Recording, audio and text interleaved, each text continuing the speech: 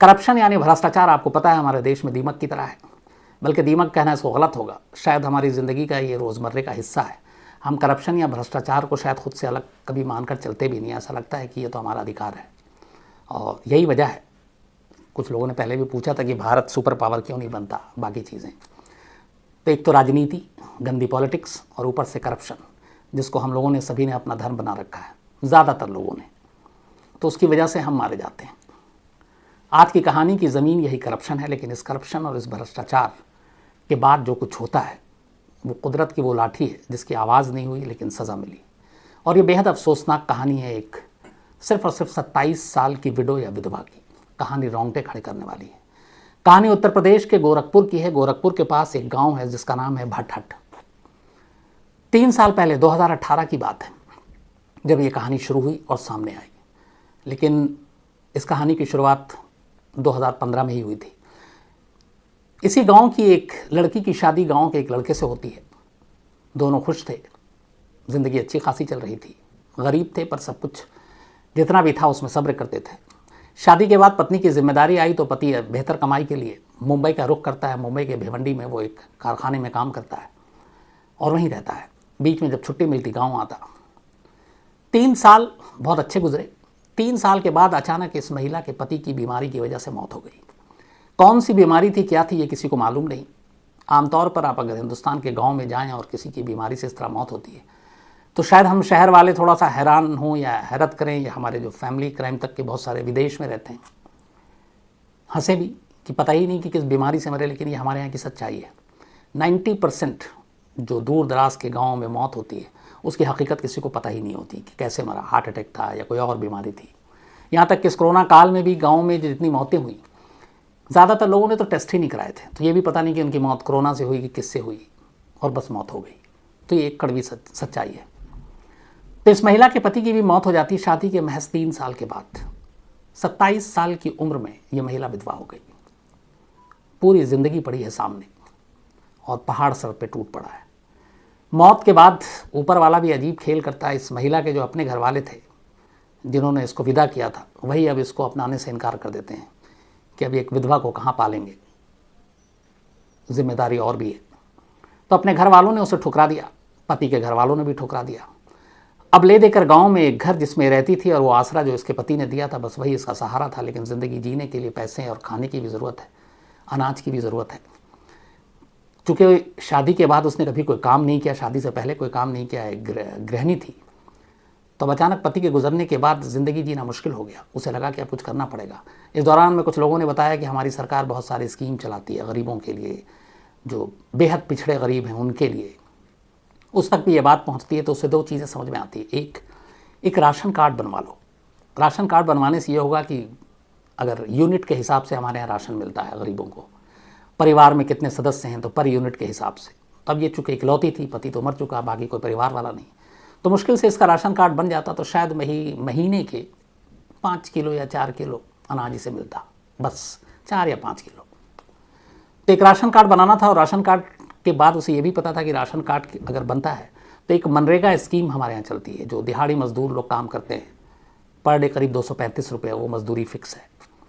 तो उसे लगा कि चलो राशन कार्ड बनेगा तो 4-5 किलो राशन मिल जाएगा, अनाज मिल जाएगा, और साथ में मनरेगा में दिहाड़ी मजदूरी मिल जाएगी करीब पर डे 235 रुपये की, तो ज़िंदगी चल जाएगी। अकेली है। फिर उसे ये भी पता चला कि सरकार ने एक और स्कीम बनाई है जिसका नाम है विधवा पेंशन। विधवा पेंशन 18 से 55 साल की उम्र के बीच की कोई महिला अगर विधवा हो जाती है हमारे यहाँ, तो उसे सरकार 500 रुपये प्रति माह देती है हर महीने। तो उसे लगा चलो 500 रुपये ये हर महीने कैश मिल जाएंगे, राशन कार्ड से अनाज मिल जाएगा, मनरेगा से मजदूरी मिल जाएगी, तो इतना काफ़ी है गांव में रहकर पलने के लिए, खुद को ज़िंदा रखने के लिए। इसी सोच के साथ अब उसने राशन कार्ड बनाने की और विधवा पेंशन पाने की कोशिश शुरू की।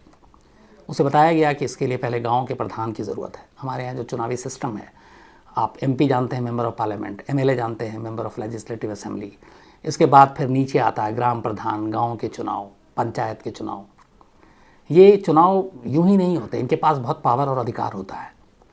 राशन कार्ड बनाना हो, आधार कार्ड गांव में बनाना हो, आपको कोई स्कीम का सरकार का फ़ायदा लेना हो, तो आपको इन पंचायतों, ज़िला सरपंच, प्रधान, इन सब से होकर गुजरना पड़ेगा। इनकी मंजूरी ज़रूरी होती है, इसलिए पावरफुल लोग होते हैं।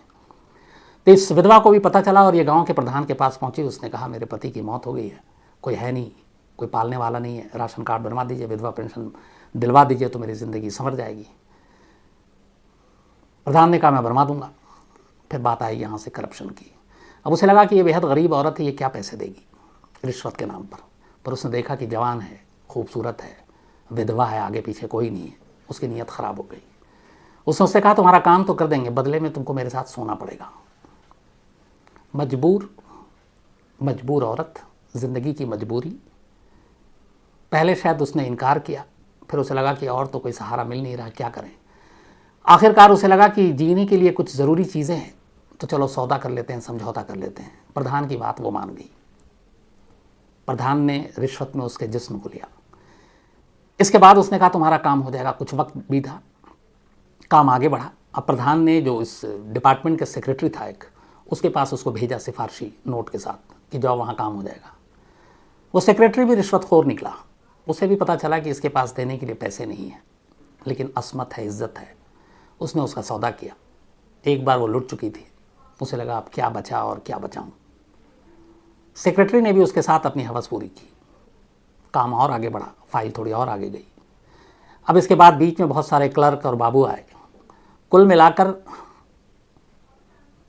9-10 लोग और सामने आते हैं और इस तरह से गिनती बढ़ते बढ़ते 13 हो जाती है। 13 लोगों ने इस 27 साल की विधवा से रिश्वत के तौर पर उसके साथ उसका शोषण किया और यह सिलसिला करीब 3 महीने तक चला। 3 महीने तक वो नुचती रही, खुसटती रही। 3 महीने बाद शायद उसका काम हो गया, उसको राशन कार्ड मिल गया, लेकिन अब वो ज़िंदगी ढंग से जीती। उससे पहले एक नई मुसीबत आ गई कि 3 महीने बाद अचानक वो बीमार पड़ गई। बीमार होने के बाद उसने वहीं झोला छाप डॉक्टरों को दिखाया जो गांव में अमूमन हर जगह मौजूद होते हैं। कोई फ़ायदा नहीं हुआ। वो प्रधान के पास गई, उसे लगा प्रधान ही कुछ मदद करेगा। प्रधान ने उसे एक झोला छापा और डॉक्टर के पास भेजा, बोला कि जाकर दिखाओ। उसने भी दवा दी, कुछ दिन तक भी कोई फ़र्क नहीं पड़ा। फिर उस दोबारा गई उस डॉक्टर के पास। उसने कहा तुम एक काम करो, अपने खून की जाँच करा लो। ब्लड टेस्ट उसने लिख के दिया। वो ब्लड टेस्ट कराने गई। जब ब्लड टेस्ट की रिपोर्ट आई तो पता चला कि उस महिला वो जो है वो HIV पॉजिटिव है। अब ये जैसे ही पता चला, डॉक्टर ने प्रधान तक बताया। प्रधान के हाथ पैर फूल गए, क्योंकि उसे मालूम था उस महिला का HIV पॉजिटिव होना उसके लिए क्या मायने रखता है। उसने कहा नहीं रिपोर्ट गड़बड़ आ जाओ, आप दोबारा इसका टेस्ट कराओ। गोरखपुर के उसी BID एक हॉस्पिटल है, बहुत ही नामी हॉस्पिटल है। ये वही हॉस्पिटल है जहाँ साल में एक बार एक ख़ास मौका आता है जब दिमागी बुखार से बहुत सारे बच्चों की मौत हो जाती है। तो अब उस सरकारी हॉस्पिटल में ये पहुंचती है, वहाँ इसका ब्लड टेस्ट होता है, उसके बाद फिर रिपोर्ट आती है। दूसरी रिपोर्ट भी इस बात की पुष्टि करती है कि इस महिला को एड्स से HIV पॉजिटिव है। अब ये बात प्रधान से होते हुए, सेक्रेटरी से होते हुए, तमाम बाबू, क्लर्क, दलाल, उन 13 लोगों ने जिन्होंने इस विधवा के साथ जुल्म ढाए, उसकी असमत लूटी, रिश्वत के नाम पर, राशन कार्ड के नाम पर, विधवा पेंशन के नाम पर, अब उनके पैरों तले ज़मीन खिसकने की बारी थी। उन्हें लगा कि ये क्या हो गया। अब ये सभी भागते हैं चोरी छुपे हॉस्पिटल अपना अपना टेस्ट कराने के लिए। सभी की रिपोर्ट आती है। ये 13 के 13 जो उस विधवा के साथ सोए थे HIV पॉजिटिव पाए जाते हैं। किसी तरह से ये हॉस्पिटल से बाहर खबर लीक हो जाती है। अब हड़कंप मच जाता है गांव में। सरकारी अफसर भी पहुंचते ये क्या हो गया। अब इसके बाद जांच होती है तो पता चला कि ये 13 के 13 शादीशुदा थे। इनमें से तो कुछ बिल्कुल जवान थे। अब दिक्कत ये थी कि इन 13 को तो HIV पॉजिटिव हुआ। इस दौरान में हो सकता है ये सब अपने पत्नी के साथ भी रहे, तो क्या उनकी बीवियां भी HIV पॉजिटिव हैं बिना किसी जुर्म के, बिना किसी कसूर के। अब उसकी रिपोर्ट मैंने कोशिश की, वो नहीं मिली, लेकिन इन 13 के 13 लोगों को सज़ा मिली। अब यहाँ पे 2 चीज़ें। एक, इस महिला को HIV पॉजिटिव ये कैसे हुई। तो फिर बात वही आई जब सारी चीज़ें हुई कि इसका जब शादी हुई तो शायद इसका पति HIV पॉजिटिव था, और जब 3 साल के बाद शादी की उसकी मौत हुई और वो बीमारी से मरा, उसने टेस्ट नहीं कराया था, लेकिन शायद वो HIV पॉजिटिव था। उसने ये HIV पॉजिटिव वाली बीमारी अपनी पत्नी को दी जिसका कोई कसूर नहीं था।